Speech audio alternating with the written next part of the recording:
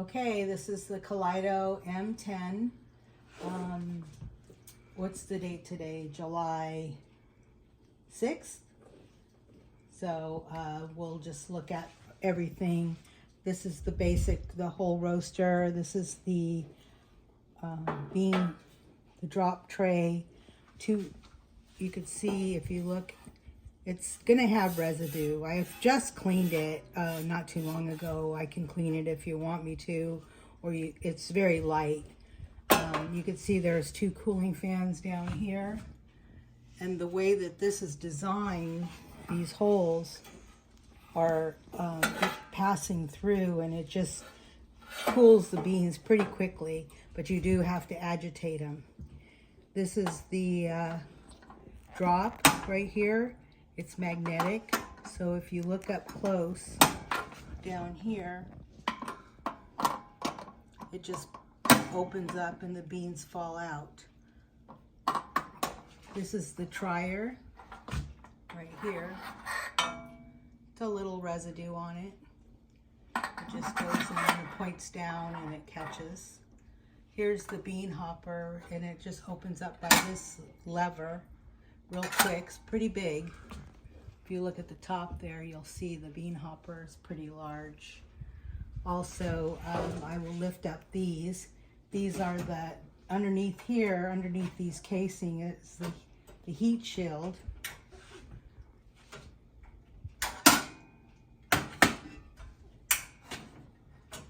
Being stubborn. There we go. Okay. That's why it looks like some kind of Star Wars thing. And these are heat shields. They're just aluminum or whatever they're made out of. They're not very, I mean, they do their purpose, you know, and these little things got a little bent. I did clean them and it got kind of a little bit like that.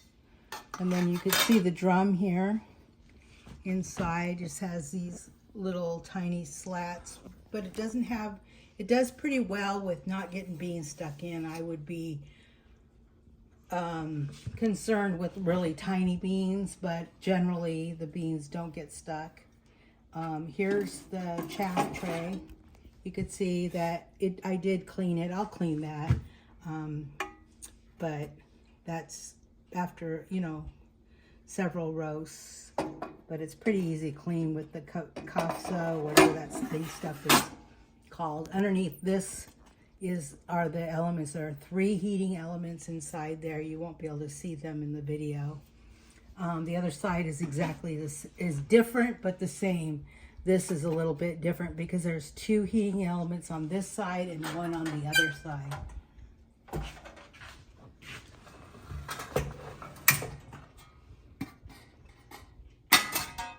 Yeah, so this is a little shorter, but you could see the drum a little bit more, the way it's perforated. And inside there are also perforated, you could see from the pictures that I provided there, it pretty much, those inside perforated slat, or whatever those are called, they pretty much take all the chaff off of the beans, okay? And then I'm gonna plug it in. So I think you wanted to see the plug. This is the plug right here, okay? And this is a dedicated circuit right here. I plug it into without anything else plugged into it. Oh, I need to take this off. This doesn't need to be on there. I use that for the M2. Okay.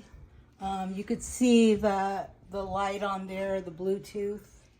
Okay. Also, you can look here. This is the Kaliedo pad. Now, you could use this. I don't use it. You don't have to even have it plugged in. Sometimes I don't leave it plugged in at all, but using the Artisan on my Surface Pro, but so it can be unplugged. But you can also roast with this, but it's a little bit harder to see, and I'm old, I can't see it. So that's pretty much, and then let's just go through the whole roaster so you can actually see the condition of it. It's just got like a little bit of maybe, you know, tiny little scratches, you know, but and it's dusty from the chaff, a little bit of chaff, but it's a very, very neat roaster. We'll do a roast in a little bit and go through the whole thing so you can see how it works and how the beans come out.